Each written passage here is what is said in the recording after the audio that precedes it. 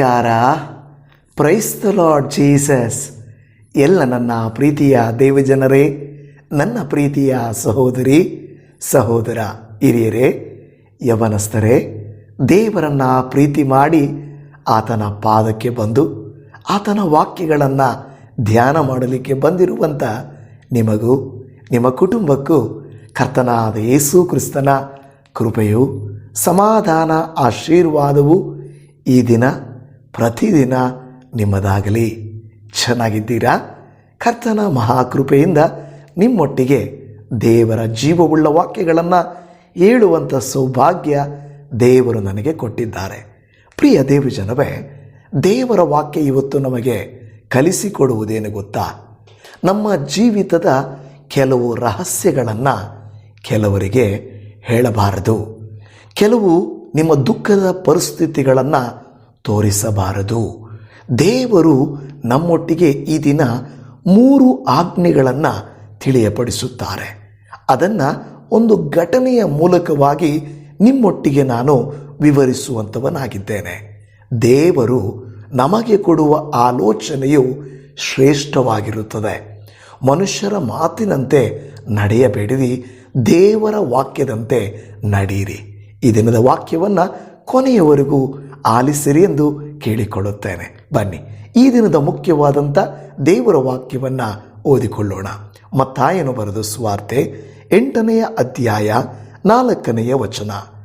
ಆಗ ಯೇಸು ಅವನಿಗೆ, ಯಾರಿಗೂ ಹೇಳಬೇಡ ನೋಡು, ಆದರೆ ಹೋಗಿ ಯಾಜಕನಿಗೆ ನಿನ್ನ ಮೈ ತೋರಿಸಿ ಮೋಶೆ ನೇಮಿಸಿದ ಕಾಣಿಕೆಯನ್ನು ಕೊಡು, ಅದು ಜನರಿಗೆ ಸಾಕ್ಷಿಯಾಗಲಿ ಎಂದು ಹೇಳಿದನು. ಆಮೇನ್, ಹಾಲೆಲೂಯ. ನನ್ನ ಪ್ರಿಯ ದೇವಜನವೇ, ಯೇಸು ಸ್ವಾಮಿ ನಿನ್ನೆ ದಿನದಲ್ಲಿ ನಾವು ಧ್ಯಾನ ಮಾಡಿದಂತೆ ಇಲ್ಲಿ ನೋಡುತ್ತಿರುವ ಕುಷ್ಠ ರೋಗಿಯನ್ನು ಯೇಸು ಸ್ವಾಮಿ ಅದ್ಭುತವಾದ ರೀತಿಯಲ್ಲಿ ಸೌಖ್ಯ ಮಾಡಿದರು. ಸೌಖ್ಯವಾದ ಮೇಲೆ ಈ ಕುಷ್ಠರೋಗಿಯ ಬಳಿಯಲ್ಲಿ 3 ಕಾರ್ಯಗಳನ್ನು ಎಚ್ಚರಿಸಿ ಹೇಳುತ್ತಿದ್ದಾರೆ.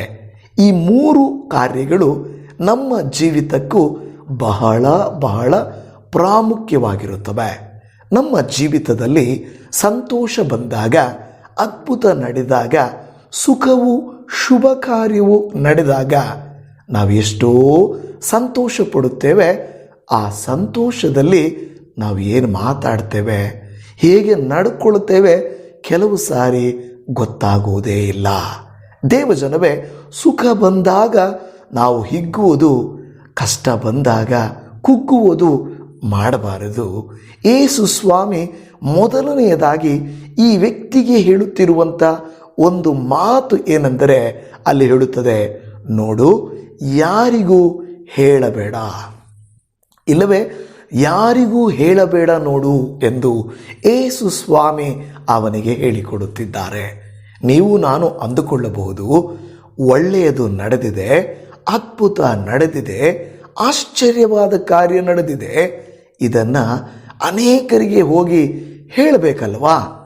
ಆದರೆ ಯೇಸು ಸ್ವಾಮಿ ಹೇಳಬೇಡ, ಎಲ್ಲರಿಗೂ ಹೇಳಬೇಡ, ಎಲ್ಲರಿಗೂ ಹೇಳಬೇಡ ಎಂದು ಅವನಿಗೆ ಕಿವಿ ಮಾತನ್ನು ಹೇಳುತ್ತಿದ್ದಾರೆ. ಯಾಕೆ? ಪ್ರಿಯ ದೇವಜನವೇ, ನಮ್ಮ ಸುತ್ತಲೂ ಇರುವಂಥವರು ನಮ್ಮ ಒಳ್ಳೆಯದನ್ನು ಬಯಸುವವರು ಅಲ್ಲ. ನಾವು ಸಾಧಿಸಿದ್ದೇವೆ, ನಾವು ಸಂತೋಷವಾಗಿದ್ದೇವೆ, ನಮಗೆ ಅದ್ಭುತ ನಡೆದಿದೆ ಎಂದು ನಾವು ಹೇಳುವಾಗ ಅದನ್ನು ಕೆಲವರು ನಿಮಗೆ ಪಾಸಿಟಿವ್ ಆಗಿದ್ದರೂ ಕೂಡ ಅದನ್ನು ನೆಗೆಟಿವ್ ಆಗಿ ನೋಡುತ್ತಾರೆ. ಇವರಿಗೆ ಯಾಕೆ ಒಳ್ಳೆಯದಾಯಿತು, ಇವರಿಗೆ ಯಾಕೆ ಸಿಕ್ತು, ಇವರು ಯಾಕೆ ಮೇಲಕ್ಕೆ ಬಂದರು, ಇವರು ಯಾಕೆ ಇದನ್ನು ಮುಗಿಸಿದರು ಎಂದು ಅಸೂಯೆ ಪಡುವುದಕ್ಕೆ ಪ್ರಾರಂಭಿಸುತ್ತಾರೆ. ದೇವಜನವೇ, ನಿಮ್ಮ ಶುಭ ಕಾರ್ಯಗಳನ್ನು, ನಿಮ್ಮ ಸಂತೋಷವನ್ನು ಯಾರ ಹತ್ರ ಹೇಳಬೇಕೋ ಅವರ ಹತ್ರನೇ ಹೇಳಬೇಕು. ಇಲ್ಲದೆ ಹೋದರೆ ಏನು ಮಾಡ್ತಾರೆ ಗೊತ್ತಾ? ನಿಮಗೆ ಬರಬೇಕಾಗಿರುವುದನ್ನು ತಡೆ ಮಾಡ್ತಾರೆ. ನೀವು ಒಂದು ಸ್ಥಳವನ್ನು ಕೊಳ್ಳಬೇಕೆಂದು ನಿಮಗೆ ಎಲ್ಲರ ಹತ್ರ ಹೇಳ್ತೀರಾ, ನಾನು ಈ ಸೈಟನ್ನು ಕೊಳ್ಳಲಿಕ್ಕೆ ಹೋಗ್ತಾ ಇದ್ದೇನೆ, ನಾನು ಇಲ್ಲಿ ಮನೆಯನ್ನು ಕಟ್ಟಲಿಕ್ಕೆ ಹೋಗ್ತಾ ಇದ್ದೇನೆ, ನಾನಿಂಥ ವಾಹನವನ್ನು ಕೊಳ್ಳಲಿಕ್ಕೆ ಹೋಗ್ತಾ ಇದ್ದೇನೆ, ನನ್ನ ಮಗನಿಗೆ ಇಂಥ ಸಂಬಂಧವನ್ನು ನೋಡಿದ್ದೇನೆ. ಇದನ್ನು ಕೇಳಿಸಿಕೊಂಡ ಕೆಲವರು ಏನು ಮಾಡ್ತಾರೆ ಗೊತ್ತಾ? ಆ ಸಂಬಂಧವನ್ನು ಕೆಡಿಸಬೇಕು. ಇವರಿಗೆ ಇಂಥ ಒಳ್ಳೆ ಸಂಬಂಧನ, ಇವರು ಇಲ್ಲಿ ಮನೆ ಕಟ್ತಾರಾ, ಇವರು ಇದನ್ನು ಕೊಳ್ತಾರಾ, ಇವ್ರಿಗೆ ಇದನ್ನು ಕೊಳ್ಳಲಿಕ್ಕೆ ಎಲ್ಲಿಂದ ಹಣ ಬಂತು? ಅಡ್ಡಗಾಲು ಹಾಕಿ ನಿಮ್ಮ ಸಂತೋಷವನ್ನು ಮಧ್ಯದಲ್ಲಿಯೇ ನಿಲ್ಲಿಸಲಿಕ್ಕೆ ನೋಡುವಂಥವರು ಆಗಿರುತ್ತಾರೆ. ನನ್ನ ಮಾತು ನಿಜ ಅಲ್ವಾ? ಇದು ನಾನು ಹೇಳುತ್ತಿರುವ ಮಾತಲ್ಲ, ದೇವರಾತ್ಮನು ನಮ್ಮೊಟ್ಟಿಗೆ ಮಾತನಾಡುತ್ತಿರುವ ಮಾತು. ಅದಕ್ಕೆ ಯೇಸು ಸ್ವಾಮಿಯ ಭಾವ ಇನ್ನೊಂದಿದೆ, ಹೇಳುತ್ತೇನೆ. ಯಾರಿಗೂ ಹೇಳಬೇಡ ನೋಡು ಎಂದು ಹೇಳಿದರ ಇನ್ನೊಂದು ಅರ್ಥ ಏನು ಗೊತ್ತಾ? ನೀನು ನಿನ್ನನ್ನು ತಗ್ಗಿಸಿಕೋ. ದ ಫಸ್ಟ್ ಥಿಂಗ್ ದೇವರು ಹೇಳುವಂಥ ಮಾತೇನೆಂದರೆ, ಅಲ್ಲಿ ಹೇಳುತ್ತಿರೋದು ದ ಕಾಲ್ ಟು ಹ್ಯುಮಿಲಿಟಿ. ಮೊದಲನೆಯದು, ದೇವರು ಅವನನ್ನು, ಅಪ್ಪ ಇಷ್ಟು ದಿನ ನಿನ್ನನ್ನು ಊರಿನ ಹೊರಗಾಕಿದ್ರು, ಕುಟುಂಬದವರು ಸೇರಿಸಿಕೊಂಡಿರಲಿಲ್ಲ, ನೀನು ಕೈ ಬಿಡಲ್ಪಟ್ಟಿದ್ದೆ, ಈಗ ನೀನು ಇಮಿಡಿಯೇಟಾಗಿ ನನಗೆ ವಾಸಿಯಾಗಿದೆ ಅಂತ ಕೊಚ್ಚಿಕೊಳ್ಳಬೇಡ, ಹೊಗಳಿಕೊಳ್ಳಬೇಡ, ಗರ್ವಿಷ್ಠನಾಗಬೇಡ. ಕೆಲವು ಸಂದರ್ಭದಲ್ಲಿ ದೇವರು ನಮಗೆ ಮಾಡಿದಂಥ ಕಾರ್ಯಗಳನ್ನು ಇದೇ ರೀತಿ ನಾವು ಗರ್ವಿಷ್ಠರಾಗಿಬಿಡ್ತೇವೆ. ನನಗೆ ದೇವರು ಕೊಟ್ಟಿದ್ದಾರೆ, ನಿಜಾನೇ.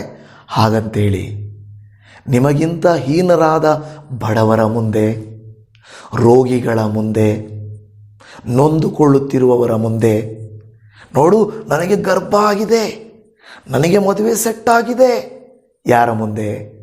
ಬಂಜೆಯ ಮುಂದೆ ನನಗೆ ಗರ್ಭಫಲ ಸಿಕ್ಕಿದೆ ಅಂತ ಹೊಗಳಿಕೊಂಡ್ರೆ ಬಂಜೆಯು ದುಃಖ ಪಡುವಳಲ್ಲವೇ? ಮದುವೆ ಆಗದೇ ಇರುವ ಹೆಣ್ಣು ಮಗಳು ಬಾಧೆ ಪಡುವಳಲ್ಲವೇ? ಬಾಡಿಗೆ ಕಟ್ಟಲಿಕ್ಕೂ ಹಣವಿಲ್ಲದವನ ಮುಂದೆ ನಾನು ಮನೆ ಕಟ್ಟಿದ್ದೇನೆ ನೋಡ್ದ, ದೇವರು ನನಗೆ ಕೊಟ್ಟಿದ್ದಾನೆ, ನಿನಗೆ ಕೊಡಲಿಲ್ಲ ನೋಡ್ದ, ಇದು ಗರ್ವಿಷ್ಠತನವಾಗುವುದಿಲ್ಲವೇ? ನೋಡಿ, ದೇವರು ಎಷ್ಟು ಚಂದವಾಗಿ ತನ್ನ ಮಕ್ಕಳಿಗೆ ಹೇಳಿಕೊಡುತ್ತಾರೆ. ನಿನಗೆ ಉನ್ನತಿ ಬಂದಾಗ ಹೀನ ಸ್ಥಿತಿಯಲ್ಲಿರುವವರನ್ನು ನೋಡಿ ನೀನು ಕೊಚ್ಚಿಕೊಳ್ಳಬೇಡ. ನೀನು ಅಯ್ಯೋ ನಾನು ನೋಡಿ ಹೇಗಿದ್ದೇನೆ, ನೀನು ನೋಡಿ ಹೇಗಿದ್ದೀಯ ಎಂದು ಅವರನ್ನು ಹೀನೈಸಬೇಡ. ಯಾಕೆಂದರೆ ಈ ದಿನ ನಿನಗೆ ಕೊಡಲ್ಪಟ್ಟಿದೆ, ಅವರಿಗಿನ್ನೂ ಕೊಡಲ್ಪಡಲಿಲ್ಲ.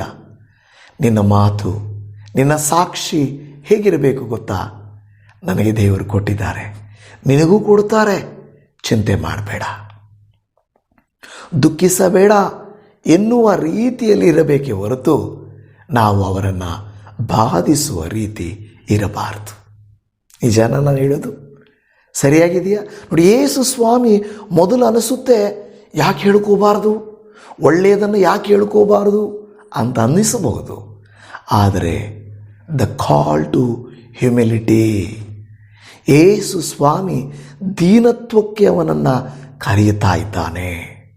ಆ ದೀನತ್ವಕ್ಕೆ ಕರೆಯುತ್ತಾ ಇದ್ದಾನೆ. ದೇವರ ವಾಕ್ಯ ಹೇಳುವಂಥ ಮಾತು ಜ್ಞಾನೋಕ್ತಿಗಳ ಗ್ರಂಥದಲ್ಲಿ 27ನೇ ಅಧ್ಯಾಯ 2ನೇ ವಚನದಲ್ಲಿ, ನಿನ್ನನ್ನೇ ನೀನೇ ಹೊಗಳಿಕೊಳ್ಳಬೇಡ, ಮತ್ತೊಬ್ಬನು ಹೊಗಳಿದರೆ ಹೊಗಳಲಿ, ಆತ್ಮಸ್ತುತಿ ಬೇಡ, ಪರನು ನಿನ್ನನ್ನು ಸ್ತುತಿಸಿದರೆ ಸ್ತುತಿಸಲಿ.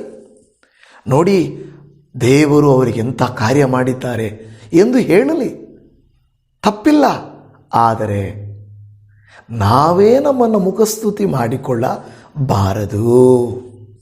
ಇವತ್ತು ಸಹೋದರರೇ, ನನ್ನ ಸಹೋದರಿ, ದೇವರು ನಿಮಗೆ ಒಳ್ಳೆಯದು ಮಾಡಿದ್ದರೆ ಅದನ್ನು ಯಾವ ರೀತಿ ಹೇಳಬೇಕೋ, ಎಲ್ಲಿ ಹೇಳಬೇಕೋ ಗಮನಿಸಬೇಕು. ದ ಕಾಲ್ ಟು ಹ್ಯುಮಿಲಿಟಿ, ನಿನ್ನನ್ನು ದೀನತೆಗೆ ದೇವರು ಕರೆಯುತ್ತಿದ್ದಾರೆ. ಮೊದಲನೇ ಕಾರ್ಯ ದೀನರಾಗಿರಬೇಕು. ದೇವರು ಅದ್ಭುತ ಮಾಡಿದರು, ಸಹಾಯ ಮಾಡಿದರೆಂದು ಕೊಚ್ಚಿಕೊಂಡು, ಹುಬ್ಬಿಕೊಂಡು, ಹೊಗಳಿಕೊಂಡು ಗರ್ವಿಷ್ಠರಾಗುವುದು ಬೇಡವೇ ಬೇಡ ಎಂದು ಹೇಳುತ್ತಾ ಇದೆ. ಮತ್ತಾಯನು ಬರೆದ ಸುವಾರ್ತೆಯಲ್ಲಿ 6ನೇ ಅಧ್ಯಾಯ 1ನೇ ವಚನದಲ್ಲಿ, ಜನರು ನೋಡಲಿ ಎಂದು ನಿಮ್ಮ ಧರ್ಮ ಕಾರ್ಯಗಳನ್ನು ಅವರ ಮುಂದೆ ಮಾಡಬಾರದು. ನೋಡಿರಿ, ಹಾಗೆ ಮಾಡಿದರೆ ಪರಲೋಕದಲ್ಲಿರುವ ನಿಮ್ಮ ತಂದೆಯ ಹತ್ತಿರ ನಿಮಗೆ ಫಲ ದೊರೆಯದು.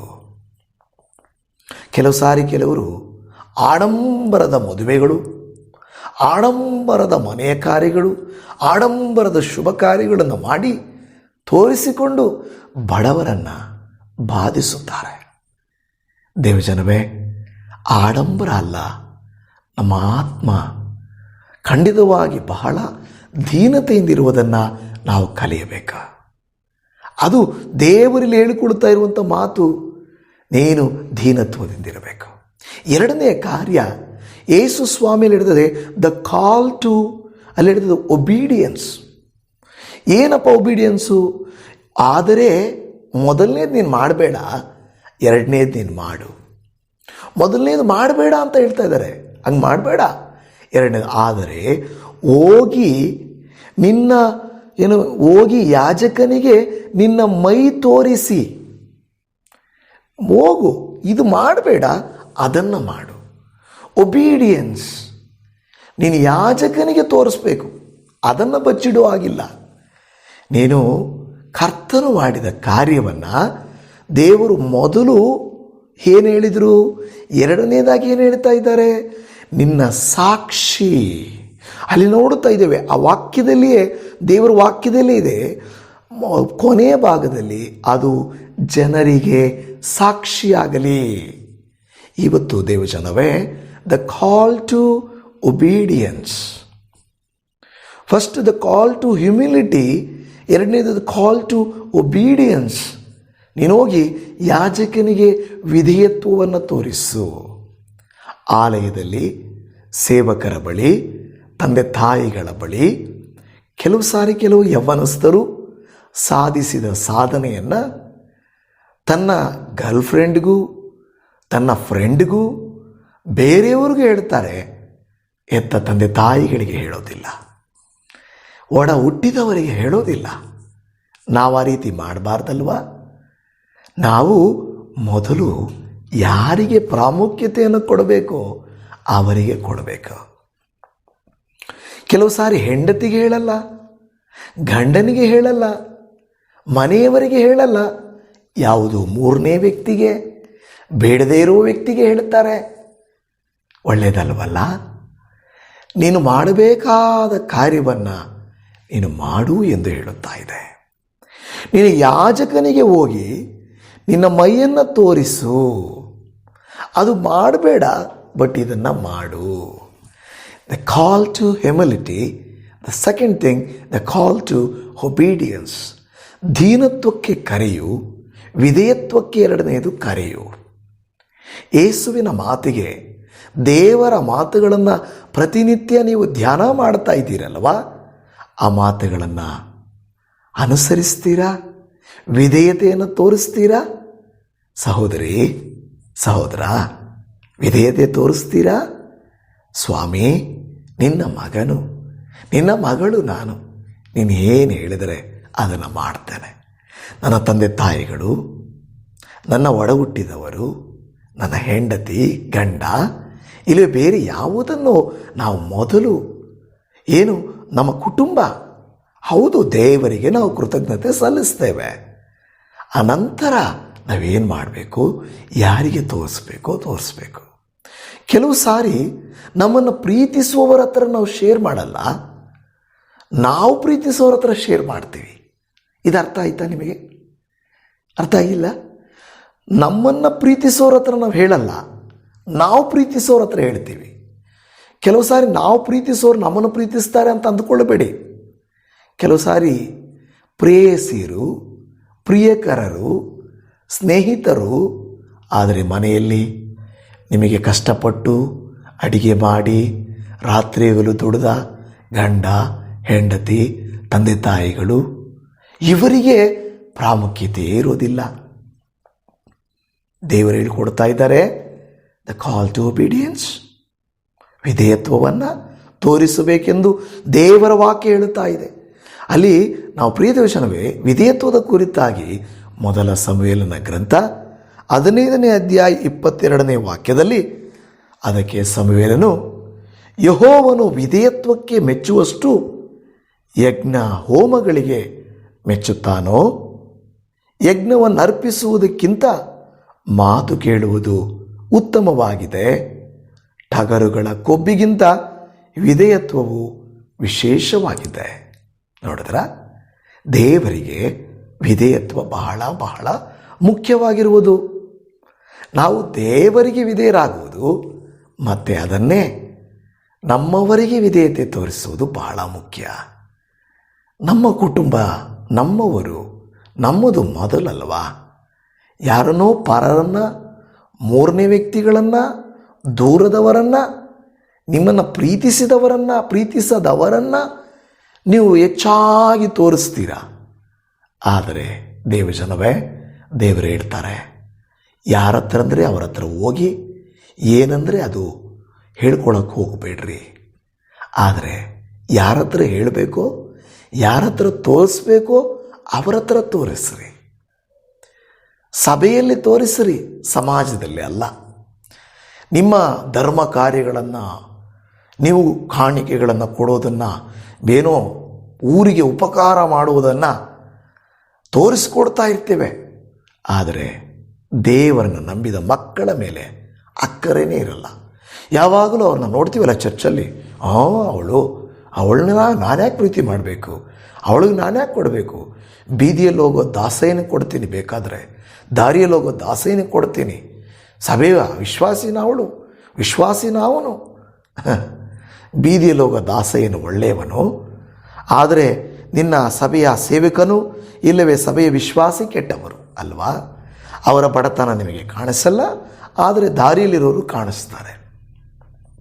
ಎಂಥ ವಿಪರ್ಯಾಸ ಅಲ್ವಾ? ದೇವಜನವೇ, ವಿಧೇಯತ್ವ ದೇವರಿಗೆ. ನೀವು ಒಬ್ಬರನ್ನೊಬ್ಬರು ಪ್ರೀತಿ ಮಾಡಿರಿ, ವಿಧೇಯತ್ವವನ್ನು ತೋರಿಸಿರಿ. ಮೂರನೇದಾಗಿ ನಾವು ನೋಡುತ್ತಾ ಇದ್ದೇವೆ, ಅಲ್ಲಿ ದೇವರ ವಾಕ್ಯ ಹೇಳ್ತದೆ, ದ ಕಾಲ್ ಟು ಗ್ರ್ಯಾಟಿಟ್ಯೂಡ್. ಅಂದರೆ ದೇವರು ಮಾಡಿದ ಕಾರ್ಯಕ್ಕೆ ಕೃತಜ್ಞತೆ ಸಲ್ಲಿಸುವುದು. ಗ್ರ್ಯಾಟಿಟ್ಯೂಡ್. ಅಲ್ಲಿ ಹೇಳ್ತಾ ಇದ್ದಾನೆ ದೇವರು, ಯೇಸು ಸ್ವಾಮಿ ಅವನಿಗೆ ಹೇಳ್ತಾ ಇದ್ದಾನೆ, ನೋಡಪ್ಪ, ಮೊದಲು ಅಲ್ಲಿ ಹೋಗಿ ಏನು ಮಾಡಬೇಡ, ಜನರಿಗೆ ಹೇಳ್ಕೋಬೇಡ, ಯಾಜಕನಿಗೆ ಹೇಳು. ಮೂರನೇ ಕಾರ್ಯ, ನಿನಗೆ ದೇವರು ಮಾಡಿದ ಉಪಕಾರಕ್ಕೆ ನೀನು ಮೋಶೆ ನೇಮಿಸಿದ ಕಾಣಿಕೆಯನ್ನು ಕೊಡು. ಹೌದು, ದೇವರು ನಿನಗೆ ಮಾಡಿದ ಉಪಕಾರಕ್ಕೆ ನಿನಗೆ ದೇವರು ಸಹಾಯ ಮಾಡಿದ್ದಾರಲ್ವಾ, ಅದ್ಭುತ ಮಾಡಿದ್ದಾರಲ್ವಾ, ಅದಕ್ಕೆ ತಕ್ಕ ಕೃತಜ್ಞತೆಯ ಕಾಣಿಕೆಯನ್ನು ದೇವರಿಗೆ ಸಲ್ಲಿಸಬೇಕು. ಕೆಲವು ಸಾರಿ ಈ ವಿಷಯದಲ್ಲಿ ನಾನು ಹೆಚ್ಚು ಮಾತಾಡೋದಿಲ್ಲ, ನಿಮಗೆ ಗೊತ್ತಿದೆ. ಆದರೆ ಎಷ್ಟೋ ಜನರೇನು ಗೊತ್ತಾ, ಪ್ರೇಯರ್ ಮಾಡಿ ಪಾಸ್ಟ್ರೇ, ಪ್ರೇಯರ್ ಮಾಡಿ, ಕಾಲ್ ಮೇಲೆ ಕಾಲು. ಆದರೆ ಅದ್ಭುತ ನಡೆದ ಮೇಲೆ, ಪಾಸ್ಟ್ರೇ ಈ ಥರ ದೇವರು ಒಳ್ಳೇದು ಮಾಡಿದ್ದಾರೆ, ಇಲ್ಲ. ಕಷ್ಟ, ಕಣ್ಣೀರು, ರೋಗ, ದುಃಖ, ನೋವು, ಕುಟುಂಬದಲ್ಲಿ ಸಮಸ್ಯೆಗಳು, ಅಯ್ಯ ಫೋನುಗಳು. ಆದರೆ ಅಯ್ಯ ನಾವು ಚೆನ್ನಾಗಿದ್ದೀವಯ್ಯ. ಕೆಲವರು ಮಾಡ್ತೀರ, ಇಲ್ಲ ಅಂತಲ್ಲ. ಆದರೆ ಅನೇಕರು ಮಾಡುವುದಿಲ್ಲ. ನನಗೆ ಮಾಡ್ರಿ ಅಂತ ನಾನು ಕೇಳ್ಕೊಳ್ತಾ ಇಲ್ಲ, ಆದರೆ ದೇವರು ಕೋರಿಕೊಳ್ತಾ ಇದ್ದಾರೆ. ಮೋಶೆ ನೇಮಿಸಿದ ಕಾಣಿಕೆಯನ್ನು ಕೊಡು. ಒಂದೊಂದಕ್ಕೂ ದೇವರೊಂದು ನಿಯಮವನ್ನಿಟ್ಟಿದ್ದಾರೆ. ಇದರ ಕುರಿತು ಯಾಜಕಕಾಂಡ ಗ್ರಂಥದಲ್ಲಿ ನಾವು ನೋಡುತ್ತಾ ಇದ್ದೇವೆ. 14ನೇ ಅಧ್ಯಾಯ 10ನೇ ವಾಕ್ಯದಲ್ಲಿ, 8ನೆಯ ದಿನದಲ್ಲಿ ಅವನು ಪೂರ್ಣಾಂಗವಾದ 2 ಟಗರುಗಳನ್ನು, ಪೂರ್ಣಾಂಗವಾದ 1 ವರ್ಷದ ಕುರಿಯನ್ನು, ನೈವೇದ್ಯಕ್ಕಾಗಿ ಎಣ್ಣೆ ಕಲಿಸಿದ 9 ಸೇರು ಗೋಧಿ ಹಿಟ್ಟನ್ನು, 1 ಸೇರು ಎಣ್ಣೆಯನ್ನು ತೆಗೆದುಕೊಂಡು ಬರಬೇಕು. ದೇವರಿಗೆ ಕೊಡಬೇಕಾ ಪಾಸ್ಟ್ರೆ ಅಂದರೆ, ಈಗ ಆ ಪದ್ಧತಿ ಇಲ್ಲ. ಆ ಕುಷ್ಠರೋಗವೂ ಈಗ ಇಲ್ಲ. ಆದರೆ ನಿಮಗೆ ಸೌಖ್ಯವಾದಾಗ, ಅದ್ಭುತ ನಡೆದಾಗ, ಮಕ್ಕಳ ಜೀವಿತದಲ್ಲಿ ಬರ್ತ್ಡೇಸು ಬಂದಾಗ, ದೇವರು ನಿಮಗೆ ಏನು ಪ್ರೇರೇಪಣೆ ಕೊಟ್ಟಿದ್ದಾರೋ ಅದನ್ನು ನೀವು ಮಾಡಬೇಕು. ಅದನ್ನು ಮಾಡಬೇಕಂತ ದೇವರ ವಾಕ್ಯ ಹೇಳ್ತಾ ಇದೆ. ಅಂದರೆ ದೇವರು ಮಾಡಿದ ಉಪಕಾರಕ್ಕೆ ದೇವರ ಚಿತ್ತಾನುಸಾರವಾದ ಪ್ರತ್ಯುಪಕಾರ. ಕೀರ್ತನೆಗಳ ಗ್ರಂಥದಲ್ಲಿ 116, 12, 13ನೇ ವಾಕ್ಯದಲ್ಲಿ, ಯೆಹೋವನ ಮಹೋಪಕಾರಗಳಿಗೆ ಬದಲೇನು ಮಾಡಲಿ? ರಕ್ಷಣೆಯ ಪಾತ್ರೆಯನ್ನು ತೆಗೆದುಕೊಂಡು ಯೆಹೋವ ನಾಮವನ್ನು ಪ್ರಖ್ಯಾತಿಪಡಿಸುವೆನು. ದೇವರ ವಾಕ್ಯ ಹೇಳುತ್ತದೆ, ನಾನೇನು ಕೊಡೋಕ್ಕಾಗಲ್ಲಪ್ಪ, ಆದರೆ ನಿನ್ನ ರಕ್ಷಣಾ ಪಾತ್ರೆಯನ್ನು ತೆಗೆದುಕೊಂಡು ನಿನ್ನ ನಾಮವನ್ನು ಪ್ರಖ್ಯಾತಿಪಡಿಸುವೆನು. ದೇವರು ನನಗೆ ಮಾಡಿದ್ದಾರೆ, ದೇವರು ಅದ್ಭುತ ಮಾಡಿದ್ದಾರೆ ಎಂದು ದೇವರ ನಾಮವನ್ನು ಘನಪಡಿಸಬೇಕು. ನೀವು ಹಣ ಕೊಡಿ, ವಸ್ತುಗಳು ಕೊಡಿ, ಊಟಗಳು ಮಾಡಿ ಹಾಕಿಸಿ ಅಂತಲ್ಲ ದೇವರು ಹೇಳ್ತಾ ಇರೋದು. ದೇವರು ಏನು ಪ್ರೇರೇಪಿಸುತ್ತಾನೋ ಅದನ್ನು ನೀವು ಮಾಡಲೇಬೇಕು. 3 ವಿಷಯಗಳು ನಿಮಗೆ ಅರ್ಥ ಆಯ್ತಲ್ವ? ದ ಕಾಲ್ ಟು ಹ್ಯುಮಿಲಿಟಿ, ದೀನ ಸ್ವಭಾವಕ್ಕೂ; ದ ಕಾಲ್ ಟು ಒಬೀಡಿಯನ್ಸ್, ವಿಧೇಯತ್ವಕ್ಕೂ; ದ ಕಾಲ್ ಟು ಗ್ರ್ಯಾಟಿಟ್ಯೂಡ್, ಕೃತಜ್ಞತಾ ಸ್ತುತಿಗೂ; ದೇವರ ನಾಮವನ್ನು ಪ್ರಖ್ಯಾತಿಪಡಿಸುವುದಕ್ಕೂ. ಅರ್ಥ ಆಯ್ತಾ? ಕರ್ತನು ನಿಮ್ಮನ್ನು ಈ ವಾಕ್ಯದಿಂದ ಆಶೀರ್ವದಿಸಲಿ. ದೇವರು ಆ ವ್ಯಕ್ತಿಗೆ ಈ 3 ಆಜ್ಞೆಗಳನ್ನು ಕೊಟ್ಟರು. ನಿಮಗೂ ನನಗೂ ಅದೇ ರೀತಿಯಾದಂಥ ಹೊಸ ಆಜ್ಞೆಗಳನ್ನು ಕೊಡುತ್ತಾ ಇದ್ದಾರೆ. ನಾವು ಎಚ್ಚರಿಕೆಯಿಂದಿರೋಣ, ವಾಕ್ಯಾನುಸಾರವಾಗಿ ನಡೆದುಕೊಳ್ಳೋಣ. ಪ್ರಾರ್ಥಿಸೋಣ. ಪರಮ ತಂದೆಯೇ, ಈ ದಿನ ಇಷ್ಟು ಸಮಯ ಮತ್ತೊಂದು ಸಾರಿ ವಾಕ್ಯವನ್ನು ಧ್ಯಾನ ಮಾಡುವಂಥ ಕೃಪೆಯನ್ನು ಕೊಟ್ಟಿದ್ದೀರಾ. ಈ ವಾಕ್ಯವನ್ನು ಇವರಿಗೆ ಬೋಧಿಸುವಂತೆ ನೀವು ನನಗೆ ಕೊಟ್ಟಂಥ ಬಲ, ಆರೋಗ್ಯಕ್ಕಾಗಿ ಸ್ತೋತ್ರ. ಹಾಗೆ ಅನೇಕ ದೇವಜನರು, ಅವರ ಕುಟುಂಬಸ್ಥರು ಬಲಹೀನತೆಯಲ್ಲಿ, ರೋಗದಲ್ಲಿ, ಪ್ರಯಾಸಗಳಲ್ಲಿ ಇದ್ದರೆ, ಯೆಹೋವ ರಾಫನಾದ ದೇವರೇ, ಗುಣಪಡಿಸುವಾತನೇ, ಈಗಲೇ ಮುಟ್ಟು ಸ್ವಾಮಿ. ಯೇಸುವಿನ ನಾಮದಲ್ಲಿ ಅವರು ಸ್ಪರ್ಶಿಸಲ್ಪಡಲಿ. ತಲೆಯಿಂದ ಪಾದದವರೆಗೂ ಅಭಿಷೇಕ ಮಾಡಿರಿ. ತಲೆಯಿಂದ ಪಾದದವರೆಗೂ ಅಭಿಷೇಕ ಮಾಡಿರಿ. ಆರೋಗ್ಯ ಕೊಡಿರಿ, ಬಲ ಕೊಡಿರಿ. ಹಾಗೆಯೇ ಅವರ ಕೈಯಲ್ಲಿ ಹಣ ಇಲ್ಲಪ್ಪ, ಆರ್ಥಿಕವಾಗಿ ಕುಗ್ಗಿದ್ದಾರೆ. ದಯಮಾಡಿ ಅವರನ್ನು ಒಂದು ಅದ್ಭುತದಿಂದ ತುಂಬಿಸಿ, ಕರ್ತನೇ, ನಿನ್ನ ಕೃಪೆಗನುಸಾರವಾಗಿ ಯೆಹೋವ ಈರೆಯಾಗಿ ಒದಗಿಸಿರಿ.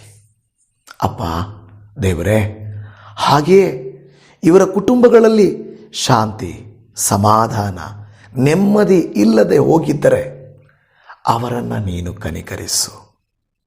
ಅವರ ಕುಟುಂಬಗಳಲ್ಲಿ ಮೇಲಾದ ಮಹತ್ತಾದ ಸಮಾಧಾನವು ಆವರಿಸಿಕೊಳ್ಳಲಿ. ಎಲ್ಲ ಸಂದರ್ಭಗಳಲ್ಲಿ ನಾವು ಪ್ರತಿ ಹೆಜ್ಜೆಯನ್ನು ಜಾಗರೂಕತೆಯಿಂದ ಹಿಡುವುದಕ್ಕೆ ಸಹಾಯ ಮಾಡಿರಿ. ಅಪ್ಪ, ಇವರ ಮಕ್ಕಳ ಜೀವಿತದಲ್ಲಿ, ಮನೆಯವರ ಜೀವಿತದಲ್ಲಿ ಕೊರತೆಗಳು ಅಧಿಕವಾಗಿ ಇದ್ದಾವಪ್ಪ. ಕರ್ತನೇ, ಶುಭ ಕಾರ್ಯಗಳು ನಡೆಯುತ್ತಿಲ್ಲ, ಕಾಯುತ್ತಿದ್ದಾರೆ. ವ್ಯಕ್ತಿಗಳು ಮಾರ್ಪಡುತ್ತಿಲ್ಲ, ಹಾಗೇ ಇದ್ದಾರೆ. ಜೀವಿತಗಳನ್ನು ಮಾರ್ಪಡಿಸುವ ದೇವರೇ, ನಿಮಗೆ ಸ್ತೋತ್ರ. ಈ ದಿನ ಈ ಪ್ರಾರ್ಥನೆಯಲ್ಲಿ ಏಕೀಭವಿಸುತ್ತಿರುವ ಈ ಸಹೋದರಿ ಸಹೋದರರ ಜೀವಿತವನ್ನು ಅನುಗ್ರಹಿಸು. ನೀವು ಹೇಗೆ ಆ ವ್ಯಕ್ತಿಯನ್ನು ಕರ್ತನೆ ಮುಟ್ಟಿ ಆತನ ಜೀವಿತವನ್ನು ಮಾರ್ಪಡಿಸಿದಿರೋ, ಅದೇ ರೀತಿಯಲ್ಲಿ ಇವರ ಒಬ್ಬೊಬ್ಬರ ಜೀವಿತಗಳು ಆ ಸ್ಥಿತಿಯಿಂದ ಮಾರ್ಪಟ್ಟು ಹೋಗಲಿ. ನಿನ್ನ ಕರುಣಾ ಹಸ್ತವು ಅವರನ್ನು ಸ್ಪರ್ಶಿಸಲಿ. ಗುಣಪಡಿಸು, ಸೌಖ್ಯ ಮಾಡು, ಒದಗಿಸು, ಅನುಗ್ರಹಿಸು, ಆಶೀರ್ವದಿಸು ಎಂದು ಬೇಡಿಕೊಳ್ಳುತ್ತಾ ಇದ್ದೇನೆ. ಅದ್ಭುತ ಸ್ವರೂಪನಾದ ದೇವರೇ, ಈ ದಿನ ಈ ವಾಕ್ಯದ ಶಕ್ತಿಯನ್ನು ಹೊಂದಿದವರಾಗಿ ಎಲ್ಲಿ ಏನು ಮಾತಾಡಬೇಕು, ಎಲ್ಲಿ ಬಾಯಿ ಮುಚ್ಚಬೇಕು, ಹೇಗೆ ನಿನ್ನ ನಾಮ ಪ್ರಖ್ಯಾತಿ ಪಡಿಸಬೇಕು, ಇವರಿಗೆ ತಿಳಿಯಪಡಿಸಲಿ ದೇವರೇ. ಖಂಡಿತವಾಗಿಯೂ ಈ ನಮ್ಮ ಮೊರೆಯನ್ನು ನೀವು ಆಲಿಸಿ ಸುತ್ತರವನ್ನು ದಯಪಾಲಿಸಿಕೊಟ್ಟು ದಿನವೆಲ್ಲ ಜೊತೆಯಲ್ಲಿದ್ದು ಸಂತೋಷ, ಸಮಾಧಾನ, ಸಂತೃಪ್ತಿಯನ್ನು, ದೈವ ಕೃಪೆಯನ್ನು ಅವರಿಗೆ ಅನುಗ್ರಹಿಸಿ ನಡೆಸುತ್ತೀರೆಂಬುದಾಗಿ ನಮ್ಮ ಕರ್ತನು, ನಮ್ಮ ರಕ್ಷಕನು, ನಮ್ಮ ಒಡೆಯನು ಕ್ರಿಸ್ತನಾದಂಥ ನಜರೇತಿನ ಯೇಸುವಿನ ನಾಮದಲ್ಲಿ ಪ್ರಾರ್ಥಿಸುತ್ತೇವೆ ತಂದೆಯೇ. ಆಮೇನ್, ಆಮೇನ್, ಆಮೇನ್. ನನ್ನ ಪ್ರಿಯ ದೇವಜನವೇ, ಇದುವರೆಗೂ ವಾಕ್ಯವನ್ನು ಆಲಿಸಿದ್ದಕ್ಕಾಗಿ ನಾನು ದೇವರಿಗೆ ಸ್ತೋತ್ರ ಮಾಡುತ್ತೇನೆ. ನಿಮಗೆ ಧನ್ಯವಾದ ತಿಳಿಸ್ತೇನೆ. ದೇವರು ನಿಮ್ಮನ್ನು, ನಿಮ್ಮ ಕುಟುಂಬಗಳನ್ನು ಆಶೀರ್ವದಿಸಲಿ. ನನಗಾಗಿ ಪ್ರಾರ್ಥಿಸಿರಿ. Shalom. Praise the lord Jesus. Amen.